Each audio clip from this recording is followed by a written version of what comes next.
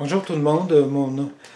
Pour ceux qui trouvent mes vidéos sans passer par mon site internet, laissez-moi me présenter. Mon nom est Gilles Urtubise et mon nom de scientifique est Gilles Lauzon.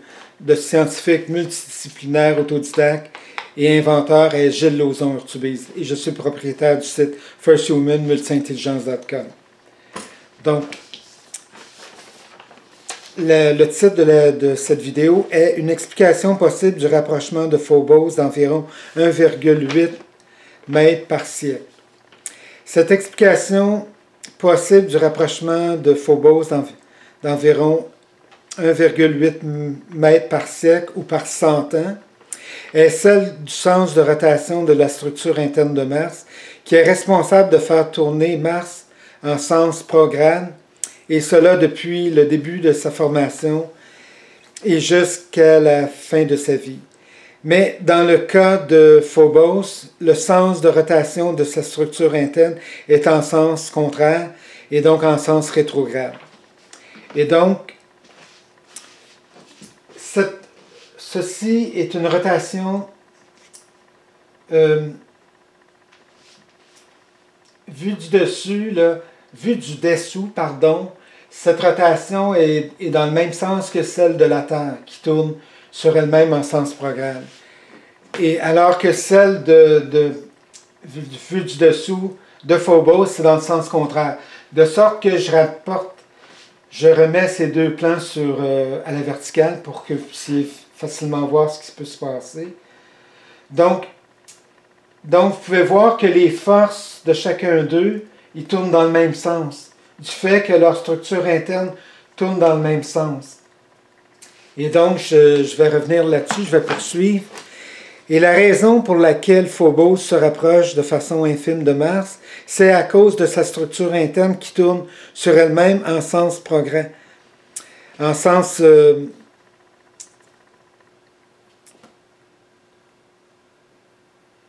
c'est à cause de... Donc, la raison pour laquelle... Je reprends, pardon. La raison pour laquelle Phobos se rapproche de façon infime de Mars, c'est à cause de sa structure interne qui tourne sur elle-même en sens rétrograde et contraire à Mars qui tourne en sens prograde. Et cela a pour conséquence de faire tourner un nombre suffisamment de forces gravitationnelles de Mars et de Phobos qui se touchent dans le même sens. Et ce phénomène a pour conséquence d'agir de manière infime avec un effet de rapprochement entre eux, qui se traduit par donc un rapprochement infime de Phobos d'environ 1,8 mètres par siècle ou par 100 ans de Mars. De plus, ce phénomène est similaire à celui qui mène à une fusion entre deux trous noirs qui sont en réalité deux sphères célestes noires supermassives de toute taille, qui a pour conséquence de produire un rapprochement qui est relativement lent entre les deux objets gravitationnels et qui mène vers une fusion douce. Et dans le cas de la Terre, de Mars et de Phobos, du fait qu'elles tournent comme ça, il n'y a pas d'effet de confrontation entre eux. Elles ne se disputent pas.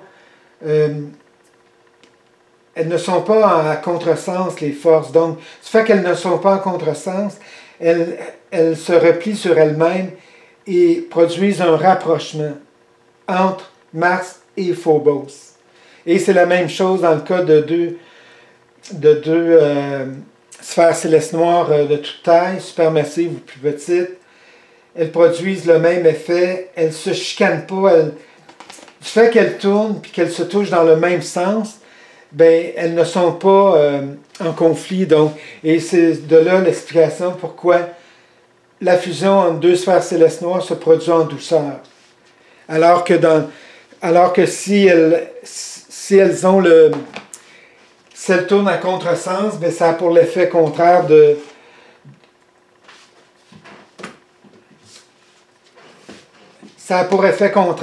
produire une contrainte entre les deux qui continuent de se rapprocher. Donc, les deux sphères célestes noires continuent de se rapprocher.